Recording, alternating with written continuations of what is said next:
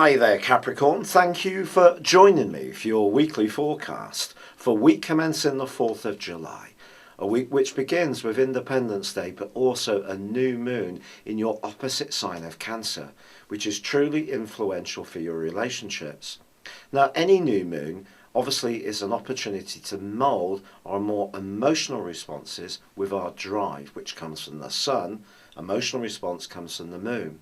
So relationships are going to be the key area for you this week, but there's much more than just the sun and the moon converging in the sign of Cancer.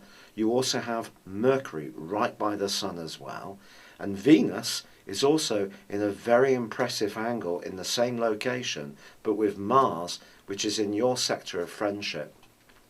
Therefore, this can be a hugely significant week for you for all sorts of associations. It doesn't just have to be in a romantic context. It's about who you can interact with, who you can network with, who you can retain your independence and yet at the same time cooperate and collaborate.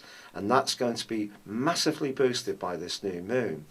But there's another factor here, because Neptune's involved in the story too.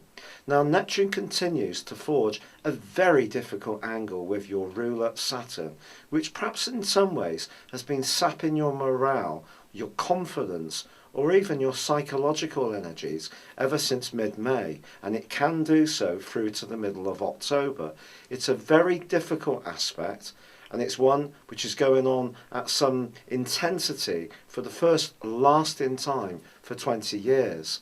However, there is another aspect this week which can be a counterpoint to that, because Neptune feeds into that new moon, suggesting it's your very imagination and ability to see things not necessarily just in a functional way, but to understand the spiritual significance of things, to pick up the atmosphere of how people relate to you, or their body language. Just being much more sensitive to how you interact with others can actually help you to overcome some of your concerns. Also, Venus is forging a sparkling alliance with Mars. Now Venus in the 7th solar house is a great opportunity to develop greater harmony and cooperation. It encourages us all to enter into a little bit of give and take. But with Mercury in this location too, it helps us to be more objective if other people have different views to us. We take things less personally. When it was transiting its way through Gemini, it was more brittle. And by the middle of this week, you could have a stunning conversation with someone. However, there is a challenge in the last half of this week, because then the Sun and Mercury go face to face with the power planet Pluto, which has been transiting its way through your sign for the last 7 years.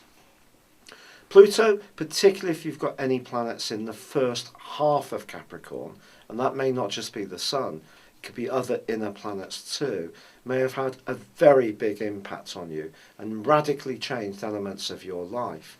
If you're someone who's born later on into Capricorn, you may not have experienced its force quite as significantly quite yet. But this opposition between Pluto, the Sun and Mercury suggests that the power could shift in a relationship in your life in quite a significant way.